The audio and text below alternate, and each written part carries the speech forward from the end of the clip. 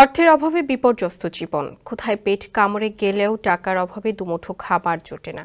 একমাত্র ভাই সম্বল, সেও আবার রোজগারে অক্ষম। অসহায় সেই জীবনকে নতুনভাবে সাজাতে চান তরুণী। প্রয়োজন নতুন এক অধ্যায়, কিন্তু অর্থ সংকটে কিছুই করতে পারছেন না। ঠিক এমনভাবে গল্প সাজিয়ে যুবকদের মন জয় করে প্রেমের ফাঁদে ফেলতেন এক তরুণী। এই প্রেমের ফাঁদে ফেলে একে একে করলেন 25টি বিয়ে, কিন্তু বিয়ের পরেই শুরু হতো তার আসল খেলা। বিস্তারিত থাকছে প্রতিবেদনে। গেল 20 এপ্রিল বিষ্ণু শর্মা বিয়ে করেন অনুরাধা পাসওয়ানকে। ধর্মীয় সব রীতিনীতি মেনে বন্ধু ও পরিবারের উপস্থিতিতেই এই বিয়ে সম্পন্ন হয়। বিয়ের ব্যবস্থা করেছিলেন কথিত এক ঘটক। বিয়ের জন্য প্রায় 2.5 লাখ টাকাও দিয়েছিলেন বিষ্ণু।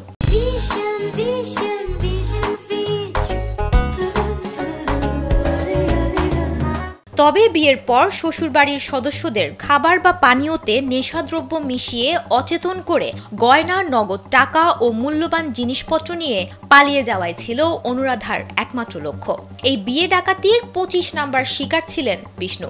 বিয়ে করার 2 সপ্তাহের মধ্যেই অনুরাধা পাসওয়ান বিষ্ণুর বাড়ি থেকে পালিয়ে যান।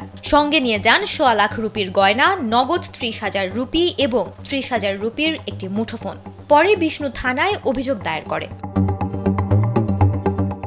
সেই সূত্র ধরেই পুলিশ জানতে পারে ডাকাত কন্যা নামে পরিচিত অনুরাধা একা নন, তার পেছনে রয়েছে একটি দল, যারা নতুন শহরে নতুন নাম ও পরিচয়ে প্রতারণার ছক কষত।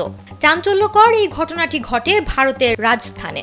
যুবকদের বিয়ের ফাঁদে ফেলে এই চক্রের হোতা অনুরাধা এখন রাজস্থান পুলিশের হাতে গ্রেফতার। খোঁজ চলছে এ চক্রের অন্য সদস্যদেরও।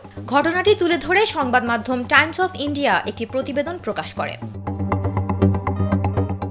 পুলিশ জানিয়েছে, অনুরাধা একটি সংঘবদ্ধ চক্রের সাথে কাজ করত। তার দলের সদস্যরা বিভিন্ন পরিবারের কাছে তার ছবি নিয়ে যেত, মিথ্যা গল্প বলে বিশ্বাস অর্জন করত এবং বিয়ের আয়োজনের নামে টাকা আদায় করত। পুলিশি তদন্তে পাওয়া যায় বিয়ের সব নথি ও চুক্তিপত্রই থাকত বানানো। বিয়ের পর অনুরাধা শ্বশুরবাড়ির সবার মন জয় করে তাদের অচেতন করে লুটপাট চালাতো। এ চক্রের অন্য সদস্যদের খুঁজে বের করতে পুলিশ এখন অন্যান্য রাজ্যের সঙ্গে সমন্বয় করে তদন্ত চালাচ্ছে।